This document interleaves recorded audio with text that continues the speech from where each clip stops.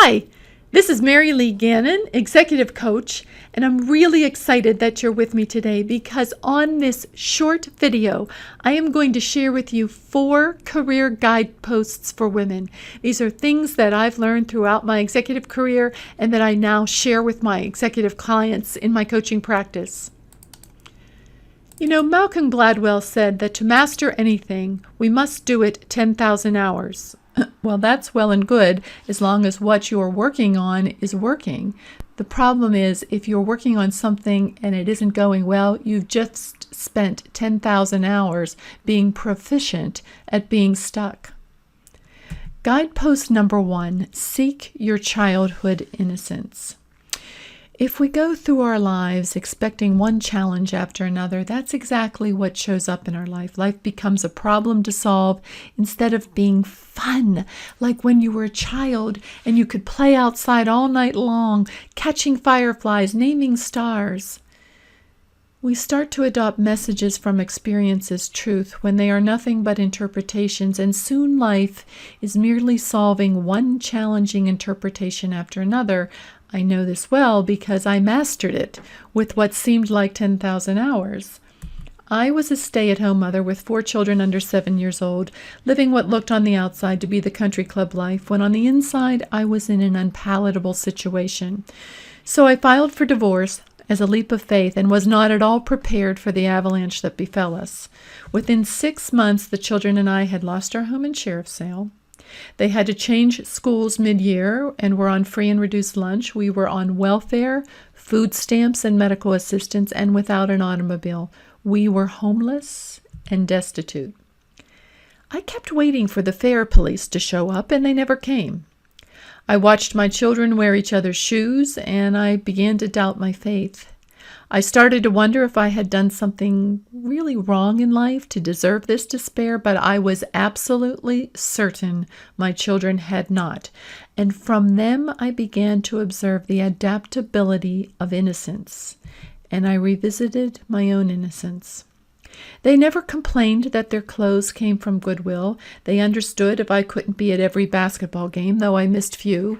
My son was the only boy in the Girl Scout troop and never thought anything of it because I was the leader and he had 23 girls fawning all over him.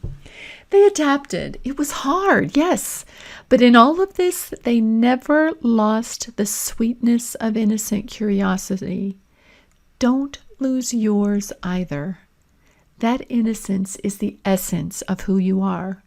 To this day, all in their 20s, they still sprinkle reindeer food in the yard on Christmas Eve and play bingo with Grammy as if there is a skill to winning. No one said life is fair. That's like expecting the lion not to eat you because you didn't eat him. We had each other. It wasn't everything, but it was enough to keep our hearts open and to not turn cold with judgment. I remember as children, my brother and I used to jump off small cliffs in a local park, imagining we could fly. Yes, we skinned a few knees in those days, but for one split second, we flew. That's the freedom of innocence. Guidepost number 2, don't replay the past or fast forward to the future. The magic is in the moment. Truth is present in every second of our day. But it is fear that falsely hijacks us to follow the past and anticipate the future. And in this space, doubt clouds truth when it is merely a mask for sad. And when we live in the fog of disappointment, we start telling ourselves stories to avoid the discomfort of sad, stories we interpret with negative outcomes that make us angry. Sad is far healthier than angry because it is a truth we can move on from, and not an interpretation we need to armor up against. I used to fast forward my life to where my children would never go to college and I'd never find love. The truth was, I was running from the fear of being alone, struggling so hard to be both mom and dad, when all I really needed to be was me. I got a strong dose of living in the moment when I reached out to a local professional organization, and I went one morning for an assessment, and I remember the leader of that program saying to me when I asked her, well, what else should I be doing? She said, just keep doing exactly what you're doing right now. And so I kept moving forward, one moment at a time.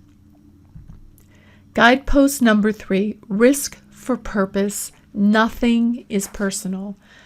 I had to become a success really quickly because I had 4 mouths hanging open in front of me like baby birds. I didn't have time to go back to school or work my way to the top, so I assessed my values and strengths and volunteered in areas where I needed experience. When I applied for my first role since the children were born, it was a hospital foundation CEO role. This is the first full-time role I had had in years. Yes, and I was afraid. I didn't have a clue as to how I would do the logistics of that job, but I thought, well, they're not asking me to do surgery here. I can figure this out. And I went right from the interview to the bookstore and bought Fundraising for Dummies. Within 18 months, I was offered a bigger position at a larger hospital where I raised $10.4 million on the heels of the largest hospital bankruptcy in U.S. history. And from there, recruiters were calling me. I'd have never had the moxie to apply for that position or the one I have now in the hospital foundation where I lead if I hadn't had my eyes on what mattered. And of course, your family matters. Number 1, yes. But if you are going to work at a career 50 hours a week or more, it needs to have purpose for you, or you won't take the risks that matter. I remember in 2002, I was really frustrated with a work issue one afternoon and was eyeing an adorable Shih Tzu beanie baby in the hospital gift shop. On my way out the door, an older gentleman handed the stuffed doggie to me in a bag and said, "I'm having surgery tomorrow and I don't know how it will go. You should have this. I can see how much you liked it." My connection with that gentleman in that moment put it all in perspective for me. My purpose at work is to help people who need it. I can make a far greater difference leading my team to fill in the gaps with hope for people who are ill and suffering, or helping my clients be high performers, than fast forwarding to my own failure. After all, no isn't the worst thing that has happened to us. No isn't personal. It often just means not now. Guidepost number 4, done is better than perfect. When I was in elementary school, I remember the girls being praised for having more self-control, and then they were labeled good and smart. That's, as girls, what we were conditioned to believe we needed to be. While the boys, on the other hand, I remember being praised for just sitting still and paying attention. The interpretation here is girls be perfect and smart, boys stay on point and try harder. What is the better life skill? In my executive coaching practice, I watch a lot of my male clients courageously apply for jobs they don't have the credentials for, yet they are sure they can do, while often women, on the other hand, won't even apply. As women, we need to be aware of our grooming for perfection. Put down the guard and allow for truth. The truth is, I've never been qualified on paper for any of the jobs I've held. And early in my career, I used to think I needed to lead more like men to be taken seriously. The truth is, we are women. Play to our strengths and we will be high performers. Play to someone else's strengths and we will be mediocre at best. As women, we have spent more than 10,000 hours juggling many issues at once. We explore multiple resolutions, not zero in on only one. We value the journey as much or more than the outcome. We are willing to reinterpret the goal in lieu of the consequences. Our teams are diverse and our solutions are sustainable. We're not perfect. We're women. And we're awesome.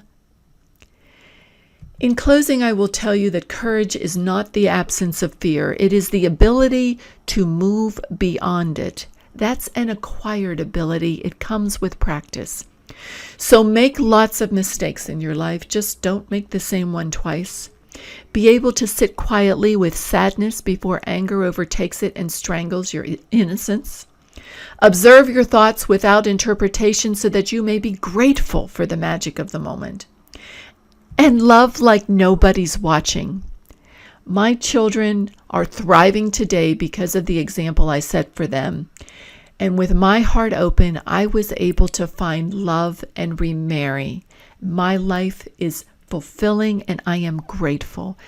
Take time to show gratitude for that wonderful blessing that's come your way in life.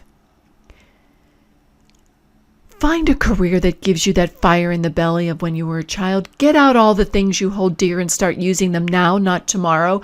Wear the great outfit, use your good dishes, buy yourself flowers, take the vacation, and don't ever, ever, ever forget you have everything you need inside you right now to reach your highest potential. So go out and leap like you can fly. The world needs your brilliance.